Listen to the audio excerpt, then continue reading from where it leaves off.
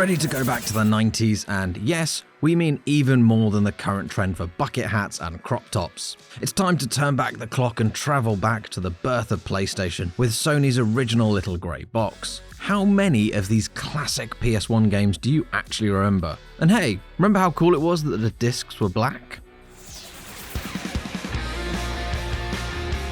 Let's kick things off with a nostalgic heavy hitter. Tony Hawk's Pro Skater 2 was a formative PS1 game. If you didn't have the muscle memory to get all of the goals in Hangar in under 2 minutes, were you even alive in the year 2000? Not only had we never seen anything like these levels, but the incredible mixtape of a soundtrack is what cemented Tony Hawk's 2 as a stone-cold classic that no remake can truly recapture the magic of. Admittedly though, the new one does come pretty close.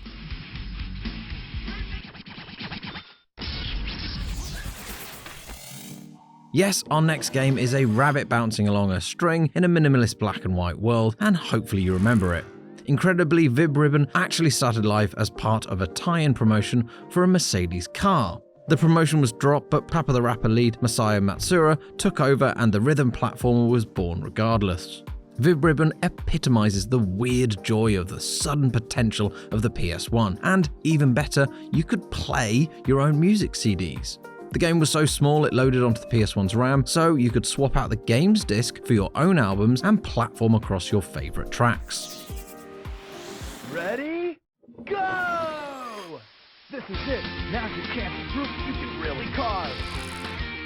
Say it with me now. Cool Borders! It didn't quite do for snowboarding what Tony Hawk's 2 did for the wheeled variety, but Cool Borders was a chilly solid addition to many a demo disc back in 1996. Even if you never played the full game with its various tracks, chances are that you got a chance to hurtle down a polygonal slope and choose between a selection of colourful boards. It's probably borderline unplayable now, but games like Cool Borders and its sequels paved the way for many solid winter sports games we love today. Let's face it, whenever anyone talks about their first classic Silent Hill experience, it tends to be James's misty trip in Silent Hill 2. Some of us, though, found our nightmares much earlier, playing as Harry Mason when we headed to the infamous town in search of his daughter Cheryl.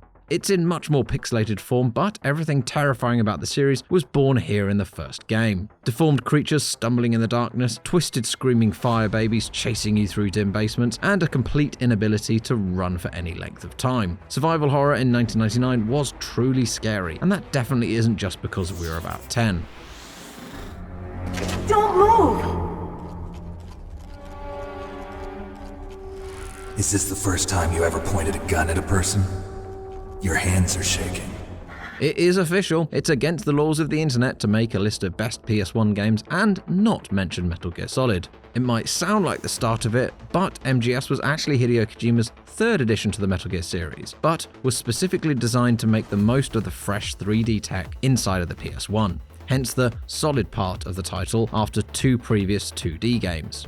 Among many other gifts, it gave Kojima the ability to smash down the fourth wall with Psycho Mantis reading your memory card and forcing you to change controller ports to keep your mind free of invaders. Such was the impact Snake's stealth adventures on PlayStation are considered a historic achievement that changed the way the world perceived video games.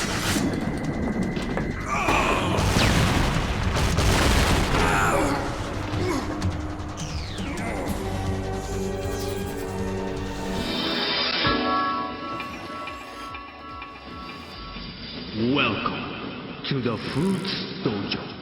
If Kick, Punch, It's All in the Mind has instantly appeared from nowhere in your brain, then you definitely remember Parappa the Rapper. The surprisingly tricky rhythm game, one of the earliest of the genre, follows young Parappa as he trains in the art of rhyme with none other than Chop Chop Master Onion. The game spawned a spin-off with Jamma Lammy, and a sequel was released for PS2 in 2001, but we'll always remember the true frustration of thinking we were hitting the beat, and well, just not. As Parappa would say, we've just got to believe.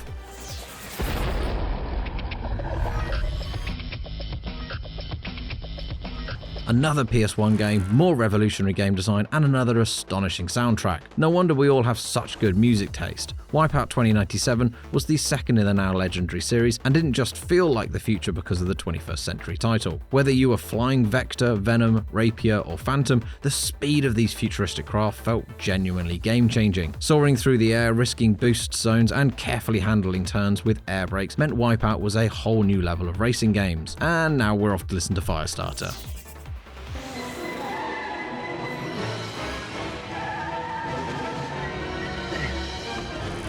Truthfully, the PS1 was a golden era of brilliantly colourful platformers. And move over Rayman, Spyro and Crash because we want to talk about Toy Story 2, Buzz Lightyear to the rescue.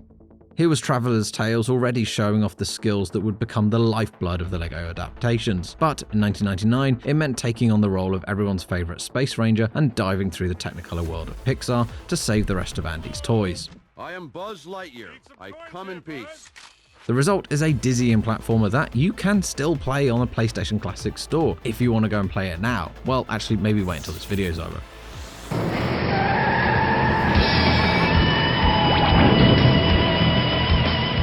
Okay, this next game has a slightly different title depending on where you are in the world, but regardless of whether you know it as Twisted Metal 2 or Twisted Metal World Tour, we're sure you're in agreement that this demolition derby was absolutely the best in the series. Twisted Metal 2 was many people's first introduction to the terrifying Needles Cane, driver of an ultra-deadly ice cream truck known as Sweet Tooth. Don't worry if you still get panicked when you hear one in real life. Single player was brilliant carnage, but the local split-screen offering meant things could get truly personal. Sorry not sorry. Let's end on a fiery curveball with Rosco McQueen Firefighter Extreme. If you're wondering why you're so at home playing Power Wash Simulator, it might be because in 1997 you were handling high pressure water and putting out fires in various towering infernos. The intrepid Rosco didn't review particularly well at the time. Okay, badly actually, he reviewed very badly, but we have fond memories of battling robots with our fire axe and collecting water bottles to keep our house topped up. Hindsight is a dangerous thing, hey? So hopefully we've stirred up some PS1 nostalgia to send you into the cupboard looking for your original PlayStation, and wires that definitely don't have connection to modern TVs. Good luck with that!